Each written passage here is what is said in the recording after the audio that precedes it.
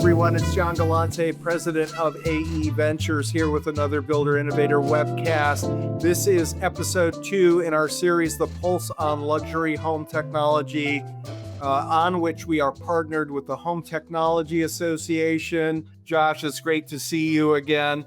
And we are joined by Doug Greenwald with Creative Sound and Integration out of Arizona, but I think also maybe some other locations as well, Doug, or you do business nationwide as well.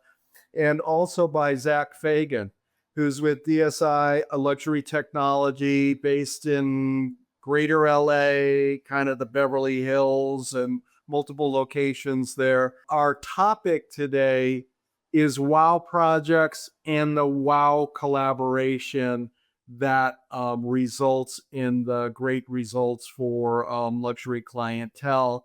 Our two integrator friends are going to walk us through a couple of those projects, and we'll see the what was delivered to the client, but we'll also get some of the backstory on how it was delivered.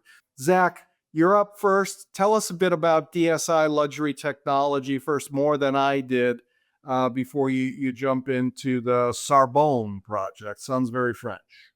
Sure. Thank you very much. So DSI has been around almost 30 years. We're right about 30 employees, full service technology company. We do everything from motorized window treatments, audio and video, of course, dedicated home theater.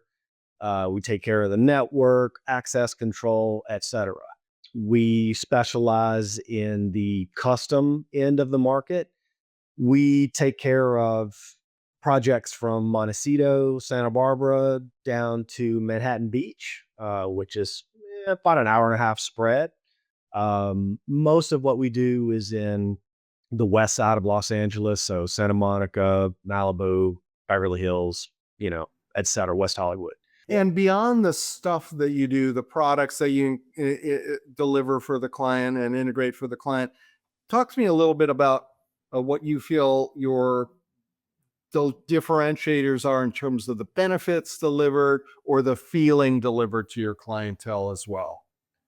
Well, overall, the team comes with about 325 years of experience, roughly, if we added up everyone's experience. So there's quite a lot of knowledge under the hood over here. We really bring a design and aesthetics first message to our clientele. So we ask a lot of questions at the beginning of an engagement instead of the kind of, just sling what we can at the wall and see what sticks. We take the approach that many interior designers and architects take, which is, to ask the client questions. Why are you building this home? Is this your forever home? Is it a flip? Do you plan on having kids? Do you have anyone aging that may be living with you that we need to take into account? Is there any specific, design aesthetic or theme that you're going for? How can we support that theme? Understanding the not only the purpose of the home, but the design intent generally, and making sure that we understand how the homeowner is going to live with the technology, how they want that technology to look. And then we start to plug in the brands and, the specifics to make sure that we're supporting that vision. Cool. Well, why don't we jump into the Sorbonne project? You let me know how you want to proceed on this. Yeah, this one is a collaboration with Tatum Construction.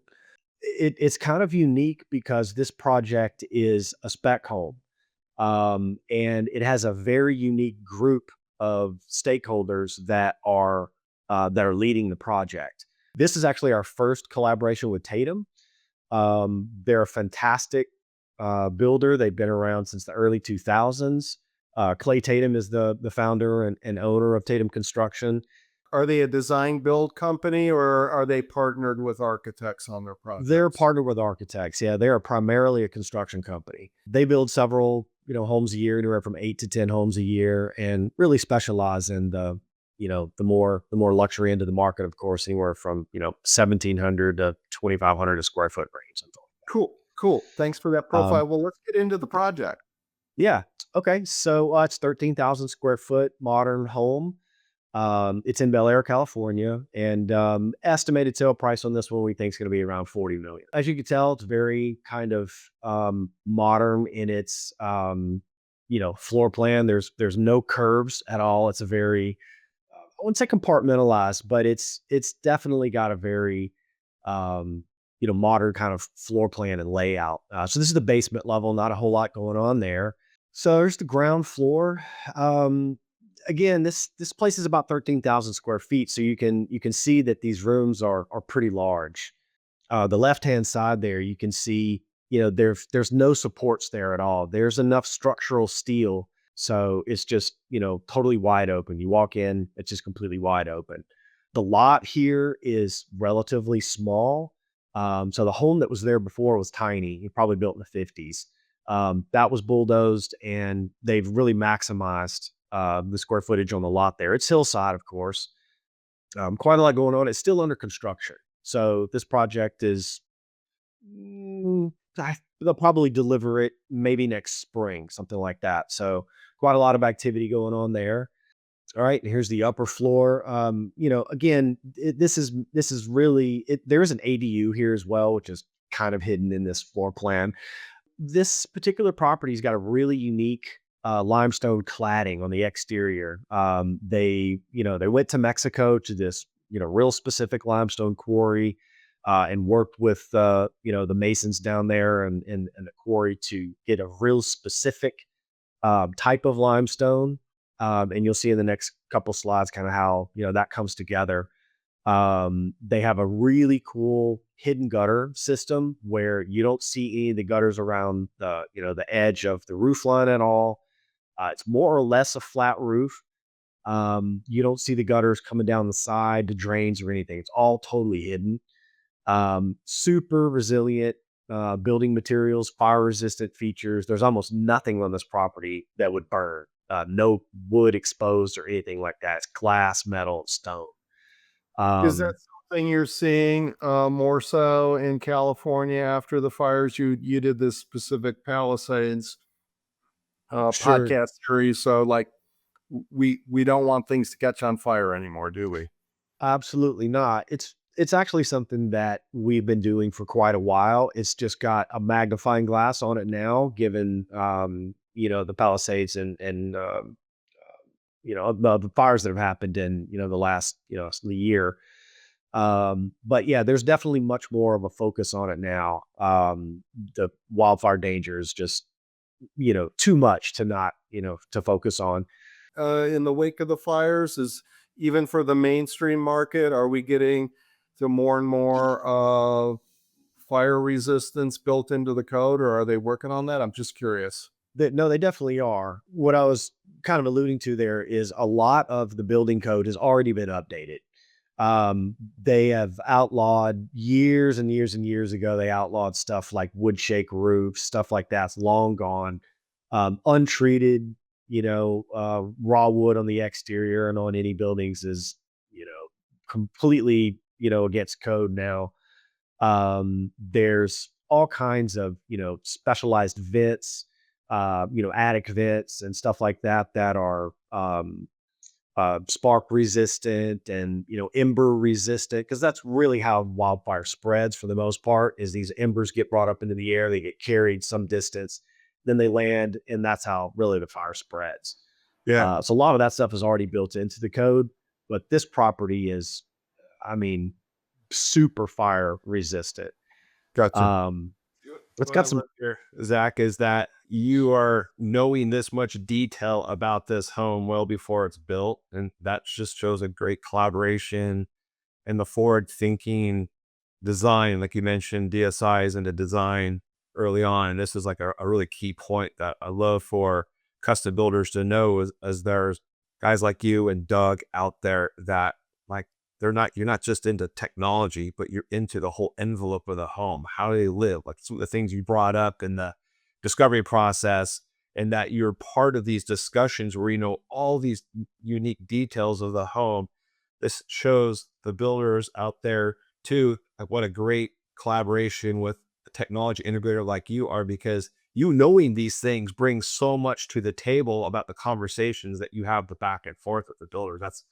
should be commended.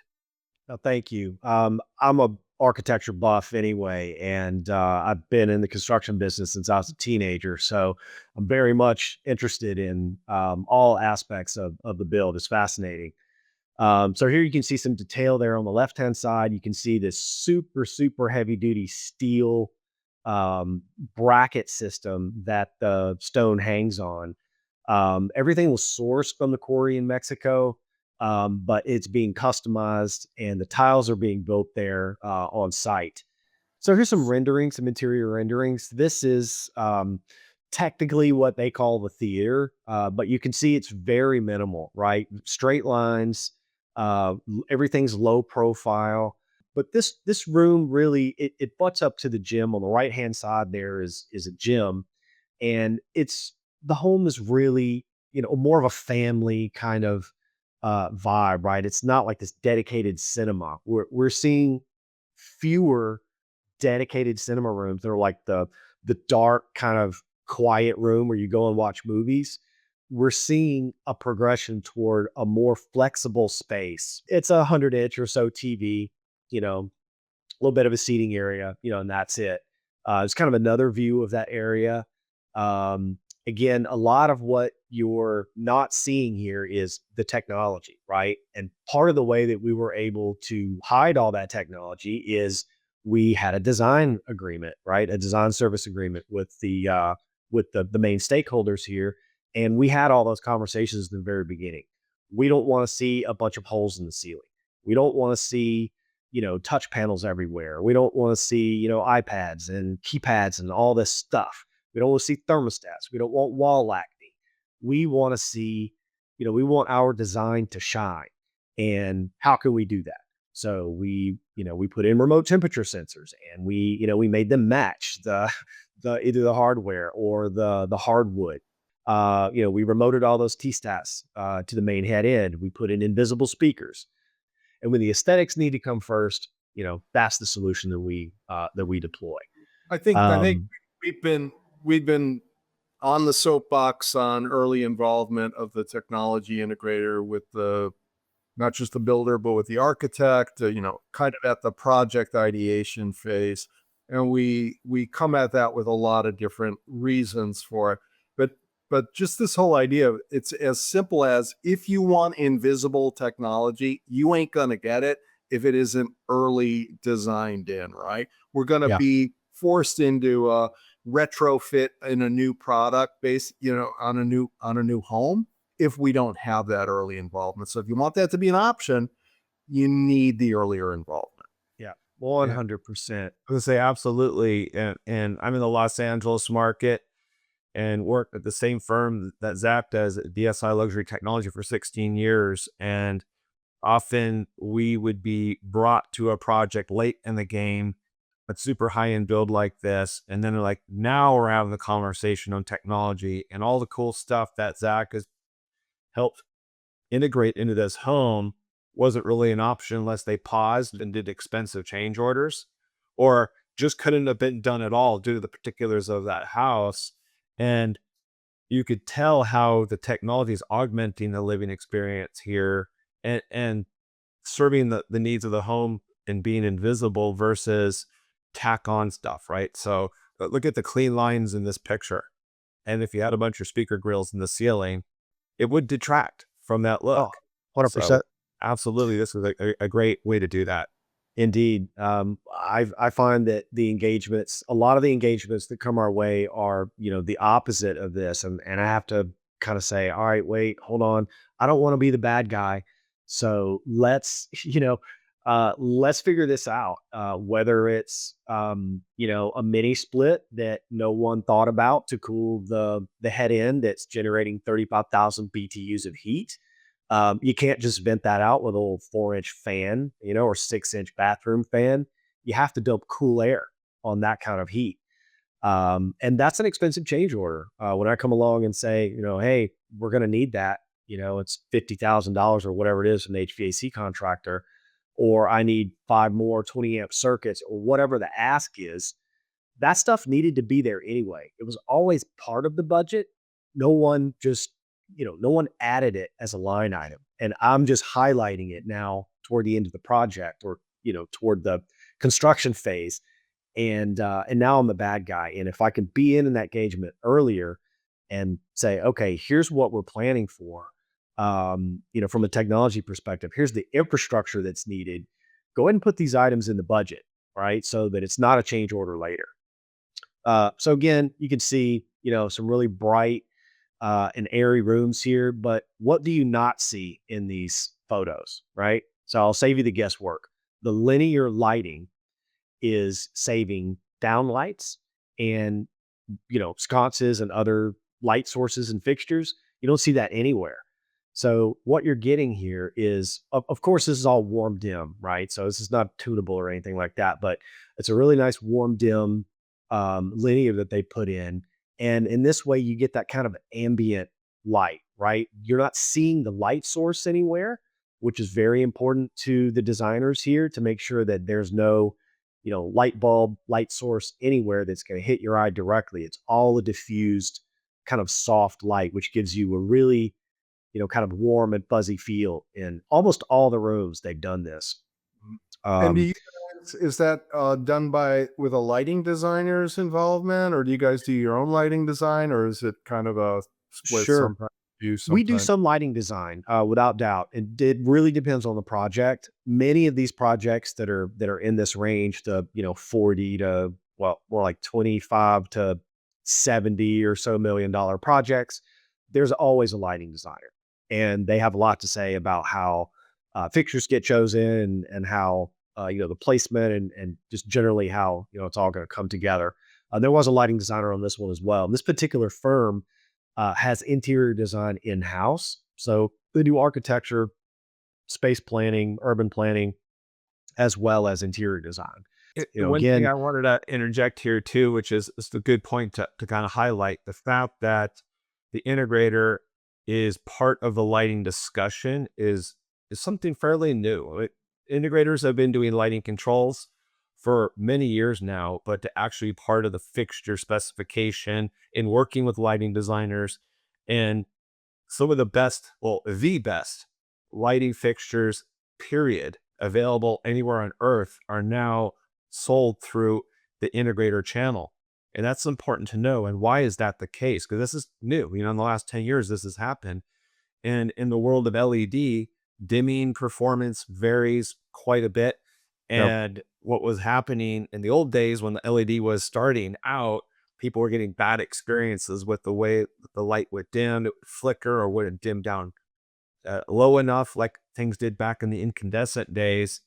And now the lighting manufacturers realize the most techie person on the project are the integrators. They understand a lot of detail, and they're realizing that they're a great outlet. It's so far from what it used to be, right? Which was a guy running cable and bringing some boxes in that either went in the wall or in a closet somewhere or on the wall. And like they arrived late and they gave the buyer something that they wanted, but not at the peak experience. This approach is so different than that, right? Because it is integral with all the other design elements. It is attaching to lifestyle wishes and demands. And, when you hear an integrator talking about the design intent of the overall project, they're not carrying boxes and just running cable. So it's going to take a while to get that out of the world of trade partners' mind. And there certainly are still folks just pulling wire and carrying boxes around, but that's not what this animal is. with regard to the lighting control system here, to your point, the specific linear that was chosen here, in order to make sure that that linear dim, to Josh's point, without flickering, that dim to 0.1%, right? How do we know for sure that it's going to work, right? You look at the specifications of the fixture, in this case linear, and the Crestron, lighting control dimmer system that's going in. We can look at the specs on paper. Yeah, sure, it'll work. On paper, it says it'll work. Well, what if we get it all put together and it does flicker? Well, who's at fault there? So instead of waiting until the end where it's all coming together to determine whether it's actually going to work the way it's supposed to, we went and bought, 30 or 40 feet of this linear, brought it to the shop, hooked it up to an actual Crestron dimmer, did the programming really quick, got it all going, hooked up a keypad, and then sat there and dimmed it and made sure, that it went all the way down to 0.1% without flickering. And it does. So that's why you want to hire, a sophisticated integrator when you're dealing with, this level of technology and, this level of finish and property, is to make sure that it's actually going to work. Hire someone that's actually going to, check, right? Let's don't just say, yeah, it looks like it's going to work and says it on paper. Let's actually do it. Here's one of the only photos that I was able to get of, something coming together. It's just an architectural feature, a really nice staircase there that's more or less freestanding. This particular construction team is very, very good. They've got some amazing subs, a lot of really cool craftsmen that are working on this project here. So a little bit of the technology overview. It's just a few of the things that we put in. Of course, the James small aperture speakers is pretty standard in some areas. Where we didn't do, of course, where you've got, hardwood finish, stuff like that, or you've got thick plaster, Venetian plaster, stuff like that, you can't do an invisible speaker. So we did small aperture, which of course matches the aperture of the lighting in a lot of areas. Although there are several areas that have a 1-inch aperture on the downlights, which is bananas small. It's unbelievably tiny. There's some motion detectors that we put in, that occupancy sensors and motion detectors, vacancy sensors, stuff like that, to make sure that we're hitting our, Title 24, as well as just some other convenience that the designers were looking for. Motorized lock sets that we're controlling with the access control system.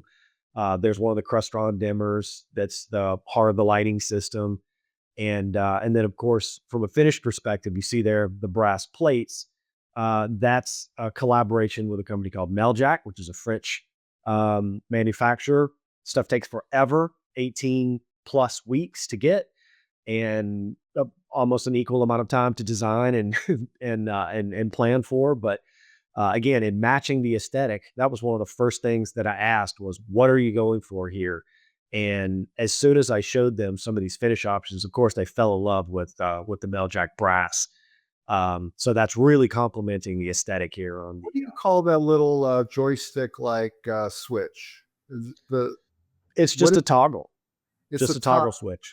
Yep. This I was just in France, and those were like the only toggles I saw. Were those little? Yeah, they're cute. They're kind of neat.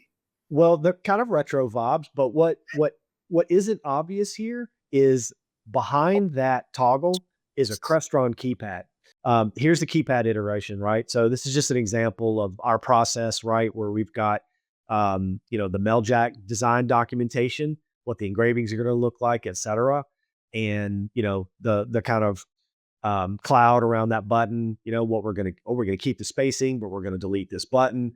There's a lot of back and forth with the design team, really looking at the detail all the way down to is this going to be etched out, filled with resin and backlit? Is it just going to be etched out, but not backlit? Is it going to be painted? What's that engraving going to look like? What's the functionality of that button? All of that stuff. We're getting into extreme detail here with the design team to make sure that the functionality is all there and that they've got an aesthetic that they're looking for. But also, again, they've got that Crestron backplane there. So it's talking to a Crestron processor, which is then controlling the lighting system or whatever the feature is. And then here, this is my final slide. This is basically an example of some customization. So we've got a press to exit button here, which functionally does everything that we need. And it's rock solid. We've used it 100 times before, but doesn't look like it matches the aesthetic that I just showed you, does it? So we go to Meljack and we say, hey, we need to make this thing that doesn't look or fit with the aesthetic at all work in this project. What can you do? And they designed us a custom back box. They designed a custom plate, a custom finish plate, everything that we needed to put that otherwise ugly duckling into the project and more or less make it seamless, where you would never know that that's not a Meljack press the exit button. So just an example of how we're, our very close relationship with the manufacturer. Who drives making that a requirement in the project? Is that you guys, or did the client do it, or did the architect do it, or what? You who mean the decided aesthetic? did that level of customization from a fit and finish perspective? Yeah. So the stakeholders on this project they were very, very much focused on the design intent. And from the beginning, it was very well known to the entire team that there's a look that they're going for. And there's no accepting substitutions. There's no, as you walk through the property. Our team internalizes that, and then you're Oh, yeah. proactive about this from a design perspective versus somebody walking through and punch listing this. Is that the way it works? Absolutely. Yeah, this was a very tight collaboration from the beginning. Again, this firm has architectural design in-house. So there are a lot of very loud voices as it relates to, to the design and the aesthetic. And there was never going to be a situation where they walked through a finished home and they were kind of like, I don't like the way that came out. That was this is clear. a soapbox issue for me with our industry, is like, how do we get, appropriate parity with all these other trades? Well, it's when Sure. you have this sort of proactive approach to this. Like, Yeah.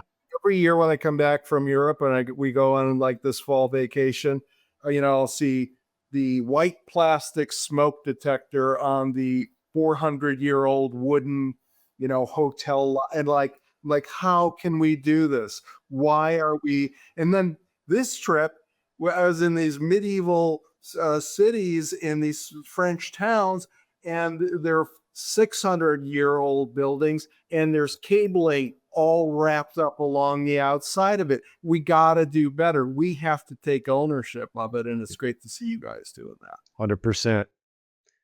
Yeah, well, I appreciate the opportunity to present to you guys and talk about the project. It's really exciting for us to be a part of this type of project. Thank you very much for having me on. Thanks, I look Zach. forward Good job. to being on again. Thank you very much. Let's keep going. Doug, tell us about custom sound and integration for starters. Creative sound and integration has been around for, you're good. Has been around for about 24 years. We started our base in Scottsdale, Arizona, and do most of the work in Scottsdale and Paradise Valley, which is the higher income. We also do work in Kona, Hawaii. Again, very selective on that.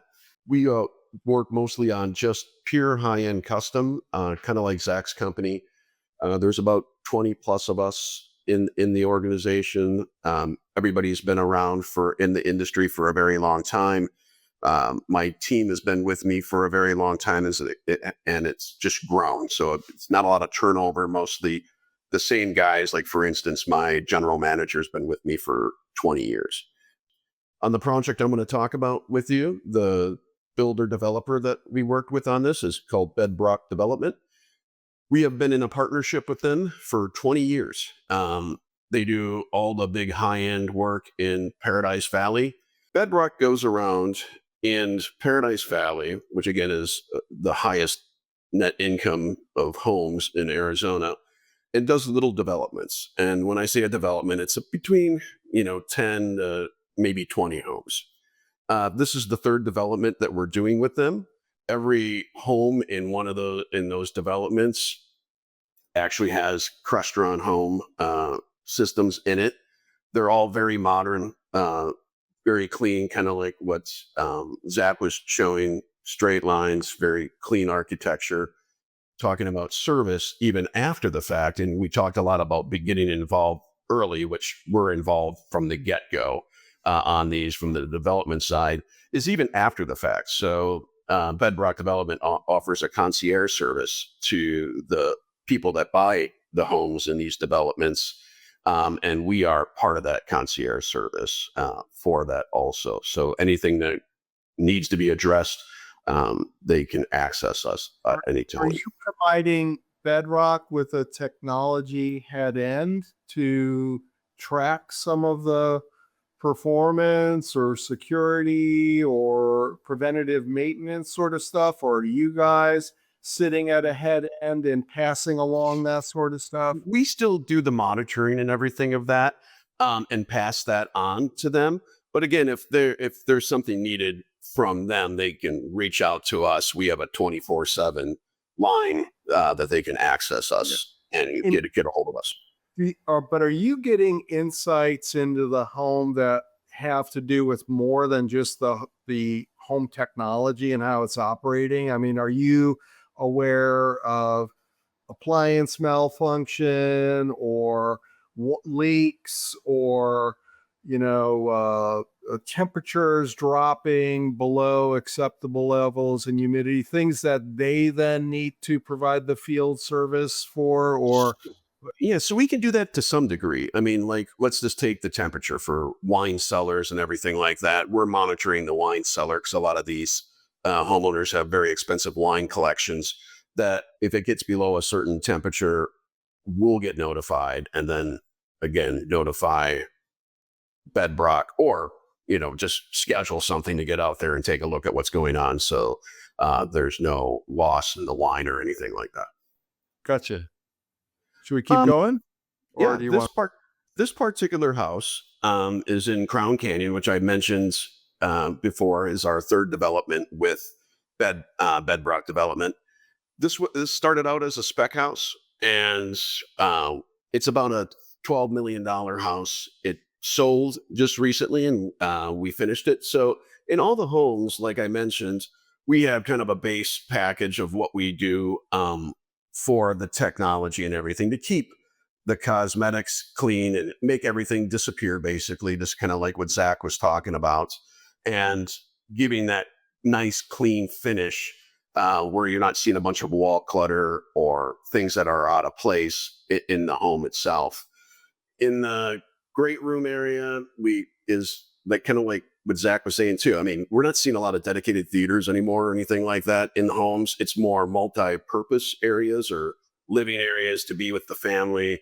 And that trend of the multi-purpose room versus the dedicated home theater is about media consumption habits changing, right? Is that this thing, is the second screen. Like if the wrong show is playing for the wife, she's watching YouTube or scrolling through shorts on this thing instead of watching the Cubs game. And we hope they turn it around tonight. But like that is media consumption today. It's kind of there's a lot of alone together, and then there's kind of moments when there's serendipity and everybody's together on the media consumption, but it ain't all the time anymore, right? Correct. And that's why I think you're seeing these areas, because especially even the kids, when it's families, when you brought up the phone, they could have 100-inch television in front of them, but they're going to be watching their device, their show on their little phone. And, I've experienced that with my own kids. It's kind of interesting, but it's that generation too.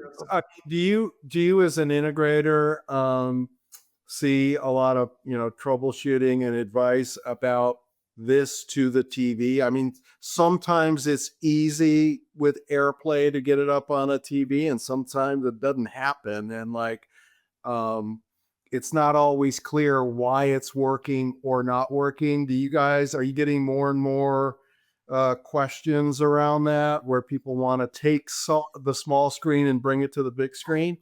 Yeah, so that's part of that interview process Zach was talking about. We do the same thing. We're not just selling a bunch of product. We're meeting and getting involved in the early stages of this project. So one of the questions that we talk about is how they, consume media and what devices do they use? Are they an Apple home? Are they an Android home? Because those are all relevant to the AirPlay features that you're talking about. So we try to, and we talked to them about what's the main area that you would like to AirPlay. And by asking those questions of what their electronics are and what kind of family they are, it eliminates the issues of what you're talking about with AirPlay and why sometimes it works and when sometimes it doesn't. because you have to know what devices they're using, or the vast majority of the family's using. Yeah. And now just one other detail of what you've mentioned so far is that your builders building spec homes, you've got Crestron home in every home. That's cool, right? And like, because some builders have taken the idea that not everybody wants this, but obviously you have a builder that sees that. Well, That and it's funny you bring that up. So this 20 years ago, but it ain't today, right? Everybody Well, does want it. yeah, that I was going to say on this particular builder. Remember, I told you our relationship's like 20 years. So when we first started working with Bedrock 20 years ago, I mean, we did lighting control. I could never get Rich, the owner, to put lighting control in the homes. He didn't believe in it. So finally, I convinced him to put it into his house. And the convenience of, the cleanliness of the reduced wall clutter, the convenience of scenes, and understanding what a scene is, that, hey, something you use on a daily basis, this good night, and you're not going around trying to shut everything off. It's doing it all for you.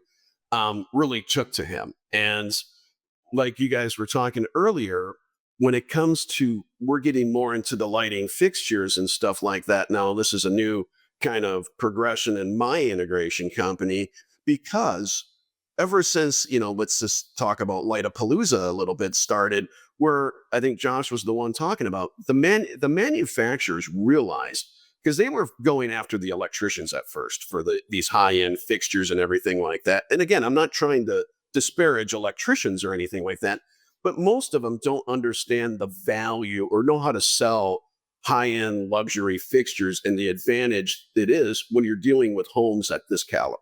And the manufacturers have realized, well, their market's not the electrician, it's actually the integrator, because we are the more tech savvy. We know how to sell luxury products and do the design. Another point too that I love about what you're doing here, Doug, and how this developer, Bedrock Development, has moved with you in the times, is that a few things have happened, right? You built that trust with the builder, so they know you have your best interest at mind. And it's also real important for everyone to know that the technology industry has evolved quite a bit. Products have become sleeker, easier, more user-friendly. And also the expectation of the client has changed, because, think about our vehicles. Now every car has a screen, some type of touchscreen control, where everything is put in a simple to use space. And on cars, how well they do it varies make to make, but when done right, a client, they don't care about the brand of the technology, but they have an easy way to run their house, the dashboard of their house. That's so much easier than having to pull a phone out and, open up my shade app, or my light app, or my sound app, or my alarm app. You kind of get app to death. And what Doug's doing is kind of bringing it all under one simple dashboard where you don't have to think much. And then those systems could talk back and forth together, right? Like the entertain button, you could do the lighting and put the climate at the right spot, and bring up the favorite playlist in certain rooms at certain volumes. That's awesome, right? That, and your builder developer gets that is a lifestyle benefit. So that was great.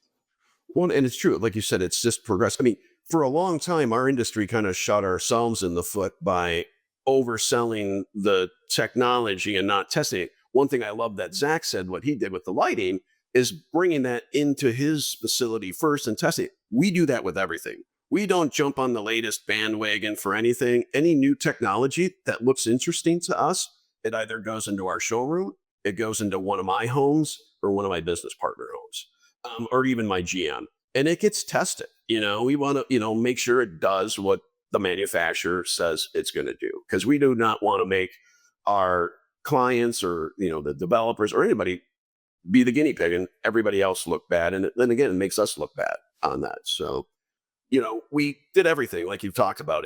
We have the base of the Crestron home system that does all the distributed audio and video. It does the lighting. It does the shades. All that stuff is designed ahead of time for where the equipment's going to go.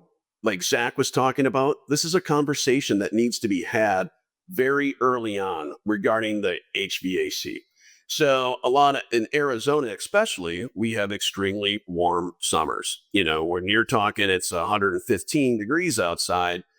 These closets can get very warm very quick because all the equipment's putting out heat.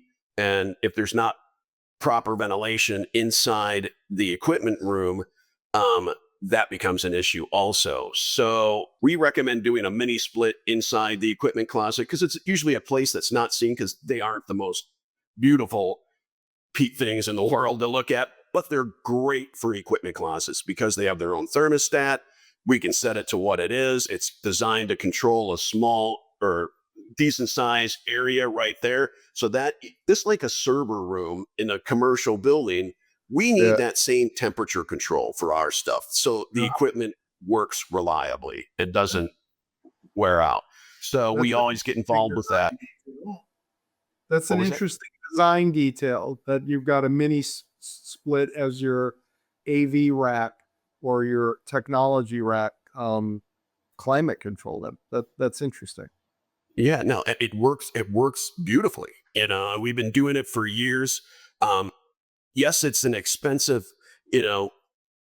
thing to do, but you got to put it in perspective with how much money they're spending on the technology to begin with anyhow. So it's very equal. Because like what Zach was saying, I think Zach was the one talking about, a little fan or, an exhaust fan, it's not going to work. It never does. And these rooms just overheat and that causes equipment failure, which then in turn causes going to cut it for you. Cool Components, is it going to cut it for you on that one? Cool Components, Components, they got the little fan. Yeah.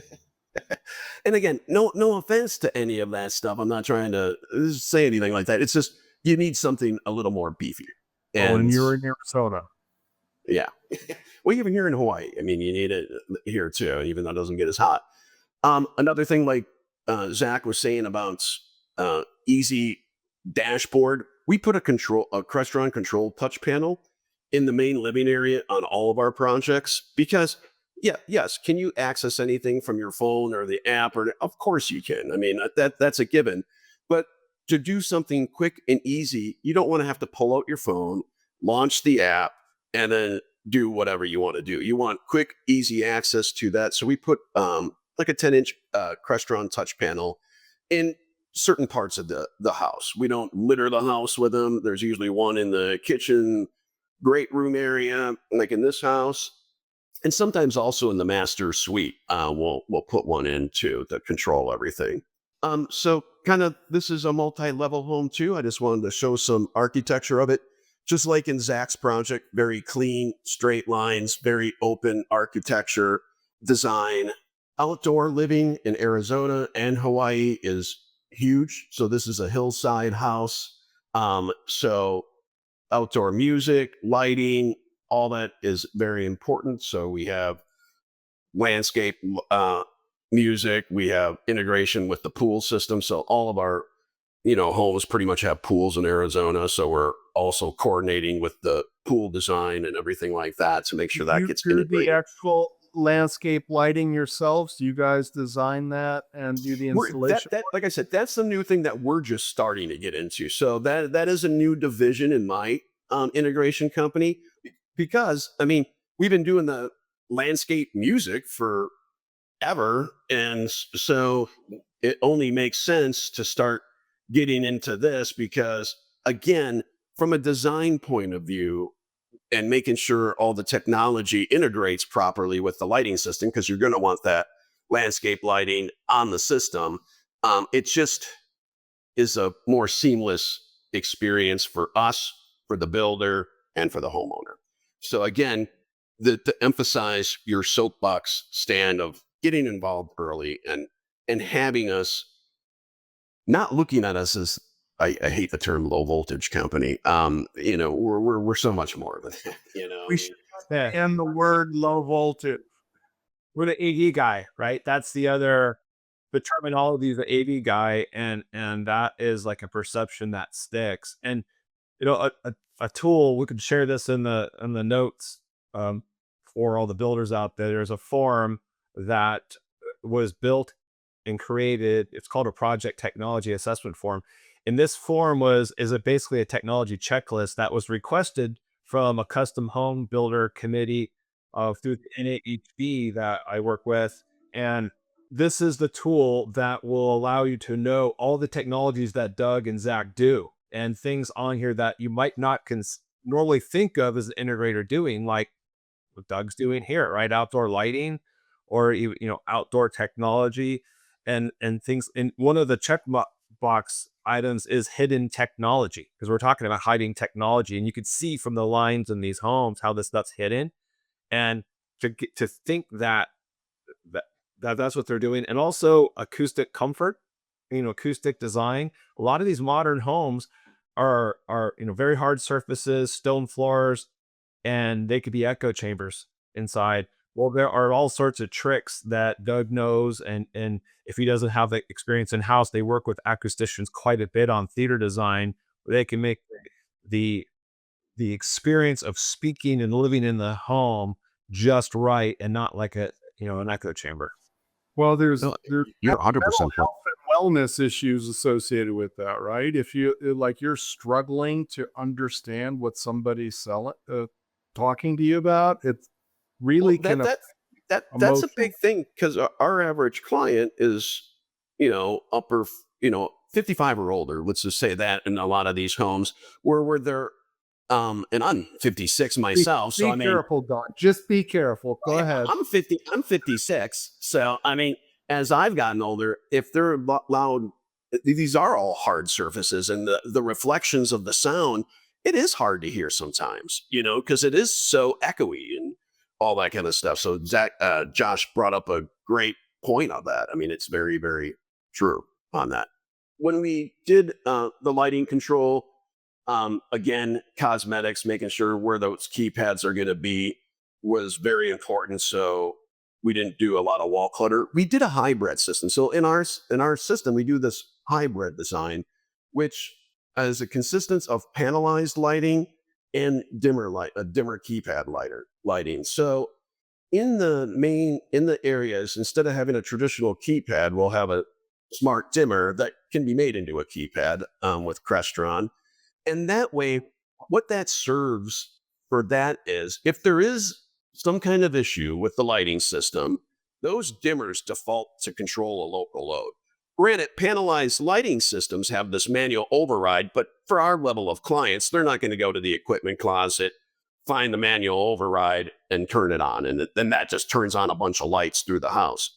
This will give them that, hey, they can still operate a single load in each one of these areas right from the area. So that is the logic of that hybrid design that we do on the lighting system. We talk about shades here in the televisions, but I want to touch base on the shades. We're involved at the early stage. So the design of the shade pockets are part of the architectural design. So we can make sure that the shade pockets are designed correctly to fit, whether it's a dual shade or a single shade, a coupled shade, whatever it is. So everything goes and gets recessed in the ceiling and it disappears completely. Like I mentioned, we have the big television, in the great room, then we have televisions throughout the property, the shading that I was talking about. We have shading on multiple levels, but the big part I emphasize on is getting involved to make sure those shading pockets are designed correctly on this. Again, just a summary of what we talked about. We have unified control. We do phase rollouts when it's a spec home, because we'll start with the base, and then when the house sells, like this one, it's easy to expand on when we meet with the client, because everything's been thought out ahead of time. Even the areas that don't have the technology are equipped to handle anything that they want to add, because everything that we design is scalable, and make sure that's the case. Very good, Doug. This is the end of your story here, right? Yeah, and I do appreciate and thank you for having me as a guest. I love the opportunity to talk about this and share our experience with you guys and other people out there. Thank you. It's certainly a wow project, and it sounds like you're doing a bunch of them, and that collaboration and the thoughtfulness on the client experience certainly comes through. So we really appreciate you sharing. Josh, thanks for your commentary and insights. And we'll see you again next time on the Pulse with HTA in a next episode. Thanks so much.